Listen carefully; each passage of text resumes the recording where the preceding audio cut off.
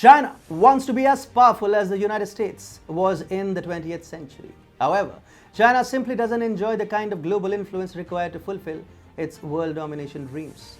When the US stood tall as a great power, it was able to alter political equations in a large portion of the world. However, China simply fails to preserve its interests every time a particular country goes through political turmoil. Last year, China lost a friendly regime in Mali after it failed to preempt a military coup.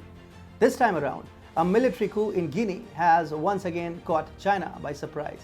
Keep watching to know how a military coup in Guinea is going to hurt China. Hi and welcome. This is TFI Global, the foreign affairs and geopolitical analysis arm of the TFI Media Group. I'm your host, Atul Mishra.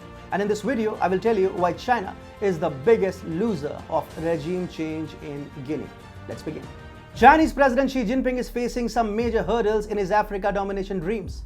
He has faced two major setbacks in West Africa. The first one in Mali, where two coups in August 2020 and May 2021 uprooted a pro-China regime with a pro-Russia political establishment. And now, China has also lost a favorable president in Guinea in a second coup.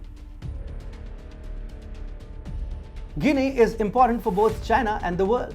China has made several strategically important investments in the country and has also placed great reliance on the West African nation's vast natural resources and minerals. Guinea is the second largest bauxite producer in the world. The Chinese ambassador in Guinea says that Guinea's bauxite reserves represent 2/3 of the world's total reserves of the crucial mineral used to produce aluminium. China gets 55% of its bauxite imports from Guinea. The two other major exporters of bauxite to China are Australia and Indonesia. Together, these three countries account for 99% of China's bauxite imports. Simandou Hills in Guinea are said to hold the world's biggest reserves of untapped high-quality iron ore.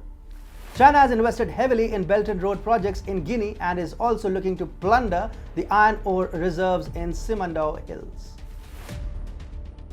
For China, Guinea's bauxite reserves are a matter of necessity. China has a huge aluminium manufacturing industry.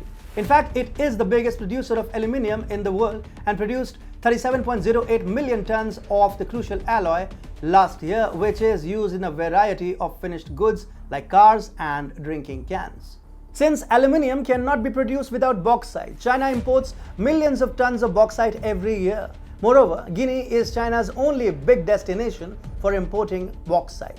Indonesia has restricted raw material exports to other countries, and Australia, the biggest bauxite producer in the world, is presently engaged in a diplomatic rift with China.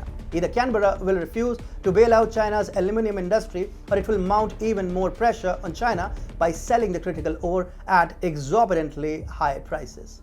And then bauxite isn't the only issue. Chinese President Xi Jinping is engaged in an acrimonious tussle with Australia. He wants to punish Australia by imposing tariffs on Australian iron ore. However, Chinese steel mills are piling a lot of pressure on Xi Jinping against any such move. The Chinese steel mills are highly dependent on Australian iron ore, due to which Xi cannot impose a sweeping ban on its import from down under. So Xi was looking at Simandou Hills as an alternative to Australia. Simandou Hills is a landlocked region, and exporting iron ore from here would need a 650-kilometer railroad and a deep water port at Matakong.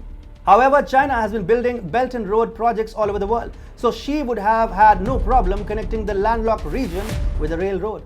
Moreover, Xi could have easily detrapped Guinea in order to take control of the iron reserves in Simandou Hills. In fact, the Chinese president would have loved to loot Guinea's mineral wealth by laying down numerous debt traps in the impoverished country. The coup in Guinea has cut short most of China's hopes. The special forces in Guinea have presently detained Alpha Condé, the longest-serving president of the West African nation.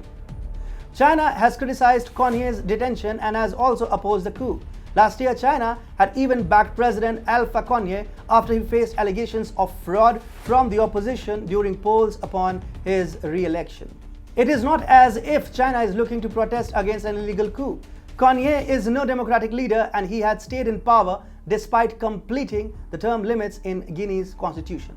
We don't know if the new regime that comes to power in Guinea will maintain friendly ties with Beijing or not. But one thing is for sure, Condé was China's friend and his regime has been overthrown. The new leadership might as well be averse to China's debt trapping policies. China is bound to be more worried as bauxite prices are already going up because of the uncertainty created by the sudden coup in Guinea. Now, if Guinea descends into violence or the new regime in the country develops cold feet towards Beijing, China's mining interest in Guinea will suffer terribly. The sudden turn of events in Guinea is bound to affect the entire world. China will clearly be the biggest loser.